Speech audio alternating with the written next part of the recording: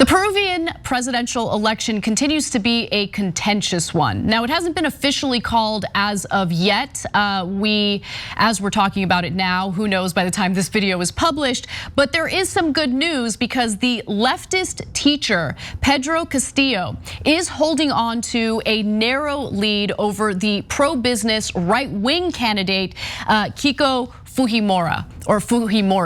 Now, Fujimori is contesting ballots, as many as 300,000 ballots.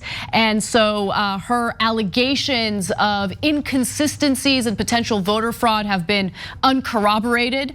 But this election is really fascinating because you couldn't have candidates who are more different from one another. You have one socialist candidate, a primary school teacher who wants to nationalize parts of the country to ensure that the natural resources of Peru actually go to benefit the Peruvian people.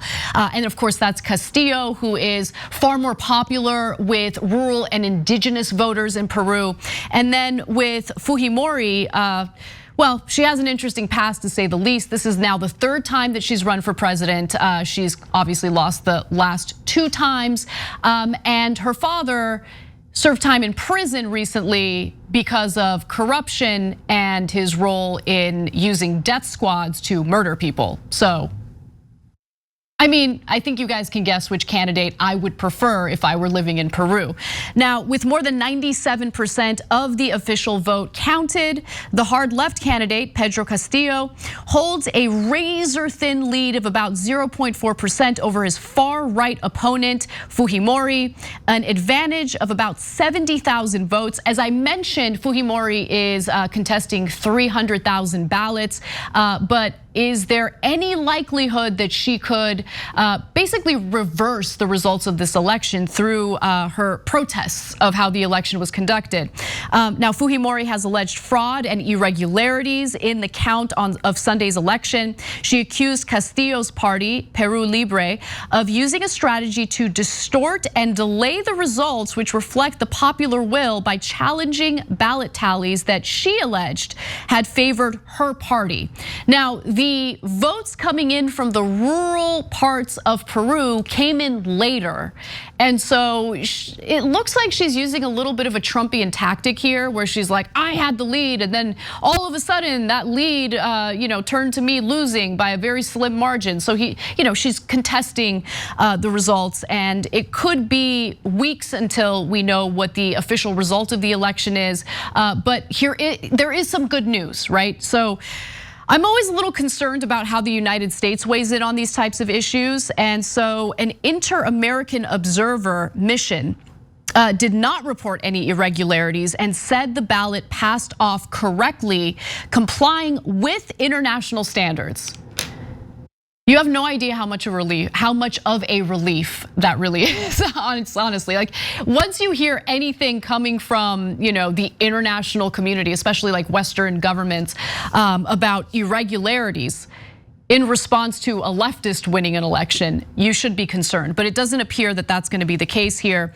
Now, a political science professor in Lima argues that they have been talking about fraud because they don't want to respect the results. And of course, he's referring to Fujimori and her political party. And Castillo agrees with that, saying we should be respectful of the people's will. I will be the first to make sure the will of the Peruvian people is being respected. And to give you a little sense of who Castillo is, what he's advocating for as a potential president of Peru, take a look at this video. Peruvians do not trust their politicians anymore. This is a fact. They want change, and to a lot of them, Pedro Castillo is change. He's not a professional politician.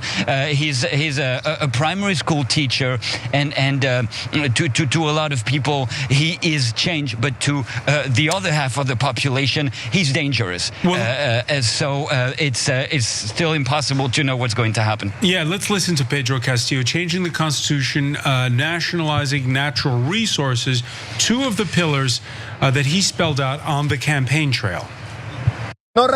We ratify that within the framework of a new constitution, we rescue Peru's strategic resources. The Kasparian gas should be for Peruvians.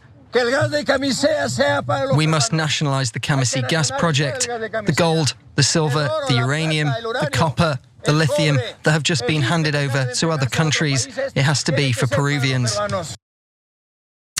And I think he's right. I think that, private interests, business interests from other countries coming in and taking advantage of the natural resources of Latin American countries is a huge problem. And so to see him speak out against that, I think is appealing to some. However, the private media has been pretty vicious toward him, spreading all sorts of disinformation regarding how Castillo's leadership will lead to a situation in which Peru will mirror that of Venezuela. They're fear-mongering about Cuba.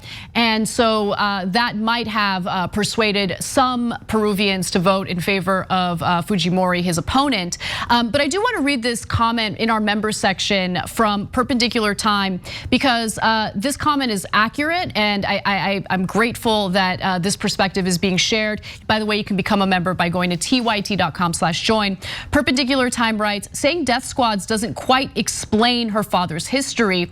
Politics she shares as part of her family's political dynasty. Fujimori was a dictator whose death squads were organized for the genocide of indigenous people. So thank you for that comment, and that clarification is an important one. You're right about that.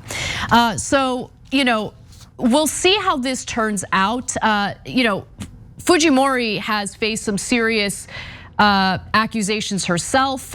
For instance, she has also racked up accusations of graft, accused of receiving more than $17 million in illegal campaign funds and heading a criminal organization, and could face a 30-year jail term if convicted. She denies the allegations, which she describes as politically motivated.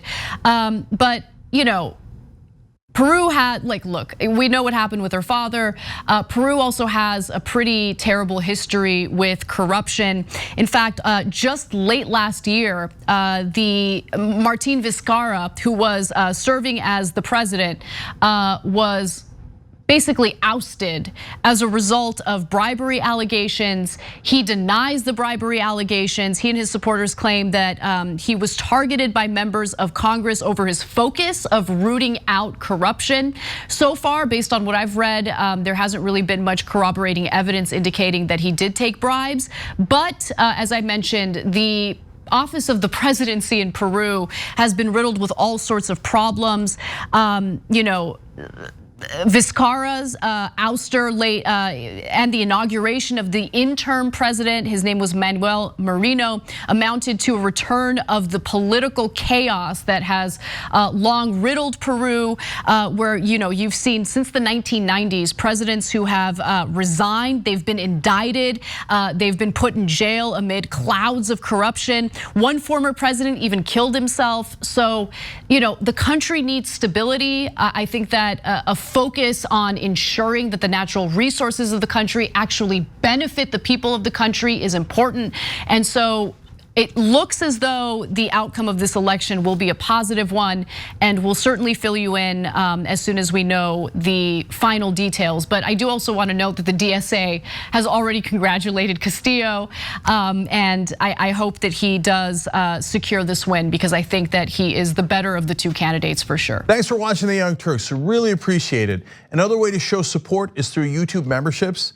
You'll get to interact with us more. There's live chat emojis, badges. You've got emojis of me, Anna, John, JR. So those are super fun. But you also get playback of our exclusive member-only shows and specials right after they air. So all of that, all you gotta do is click that join button right underneath the video. Thank you.